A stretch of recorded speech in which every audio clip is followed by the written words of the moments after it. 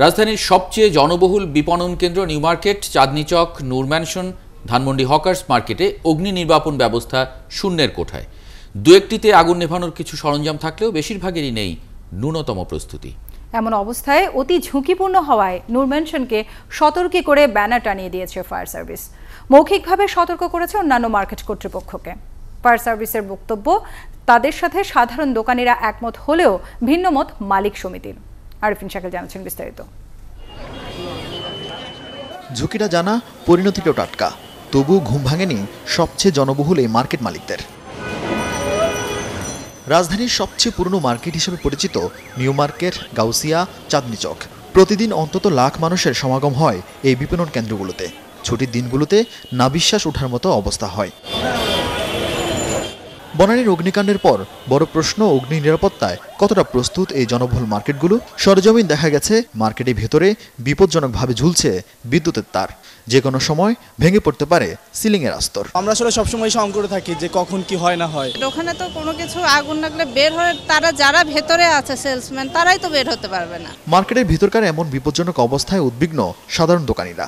বললেন, এখনই কার্যকর ব্যবস্থা না নিলে আরেকটি ট্র্যাজেডি অপেক্ষা করছে দেশবাসীর জন্য। রাতে থাকে ভয় লাগে। আমাদের আগুন নিবানের মতন এরকম কোনো কিছু নেই। 20 দোকান মিলে একটা হয়তোবা দেখানোর জন্য নামমাত্র একটা দিয়েছে, কিন্তু এগুলা আসলে যখন আগুন লাগবে তখন এগুলা আমাদের কাজে আসবে না।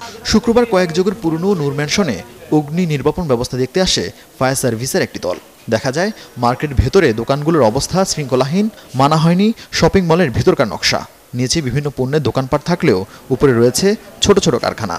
অনিয়ম আর অব্যবস্থাপনা দেখে ফায়ার সার্ভিস মার্কেটটিকে অতি ঝুঁকিপূর্ণ বলে সতর্কতা জারি করে দেয় সুপারিশমালা। এখানে অগ্নি নির্বাপনের অনেক কিছু নাই, পর্যাপ্ত পরিমাণের এক্সটিংগুইশার নাই, তারপরে ওদের যে এক্সিটগুলো আছে এক্সিট নাই, মার্কিং নাই। আমরা তাদেরকে সুপারিশমালা দিচ্ছি, আমরা তাদেরকে বলছি যে এগুলা ঠিক করার জন্য।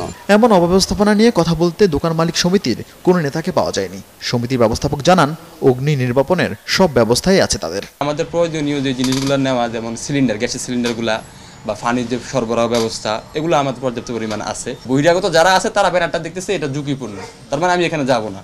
কিন্তু আমরা যে কর্তৃপক্ষ আছি, আমরা যে নিজের অবগত হব বা আমাদের দোকান মালিক পরিচালকদেরকে অবগত করবো, সেটার জন্য আমরা কোনো ধরনের লিখিত আবেদন বা সুপারিশ কিছু পাইনি। ব্যবসায়ীরা জানান, কয়েকদিন আগে মধ্যরাতে গাউসিয়া মার্কেটে আগুন লাগার ঘটনা ঘটে। পুড়ে যায় কয়েক লাখ টাকা সম্পদ, কিন্তু তাতেও উদাসীন দোকান মালিকরা।